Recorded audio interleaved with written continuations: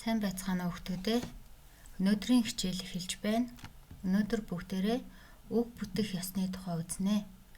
Аливаа хэлний шин нэг бүтээх арга хэрэглүүр зүй тогтолыг судлах хэл шинжлэлийн салбар ухааныг үг бүтэх ёс гинэ.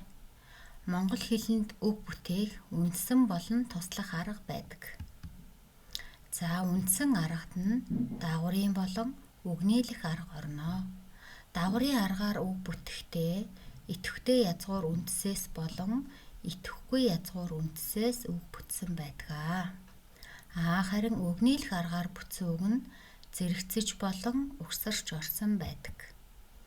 За тэгвэл дагварын арга гэдэг нь үгийн язгуур үндсэнд дагвар залгаж шинэ үг бүтхийг хэлнэ. Өөрөөр нийлэх арга гэж нэрлэнэ. Харин үгнээлэх арга нь үгийн сангийн бие даасан утгатай хоёр үг нийлж шинэ үг бүтээхийг хэлнэ. Задлаг арга гэж нэрлэнэ. Үг бүтэх туслах арга нь авиас сэлгэх болон үг товчлох юм. Авиас сэлгэхдээ утга сэлгэж болон авианы нөлөөлөн хувьсах сэлгэлтээр бүтсэн байдаг.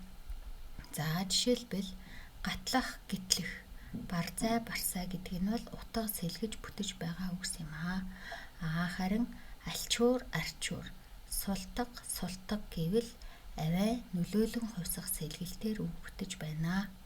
Үг товчлох аргаар үг бүтэхдээ тухайн үгийн эхний үсгүүдээр товчулж үгийг бүтээсэн байдаг. Мөн монгол хэлэнд нийгэм соёлын хөгжилтэй холбоотойгоор гадаад үгс нэлээд нэвтэрч орж ирсэн байдаг бөгөөд эдгээр үгийг монгол үгээр орлуулан тайлбарласан нь бий. Жишээлбэл доктор гэхэд эмч, пледик тасалбар, зоопарк гэдэг нь амьтны хүрээлэн байдаг ч юм уу ингэж орчуулж орж ирсэн үгс нь мөн шинэ үг бүтээх нэгэн хэрэглүүр болтгоо.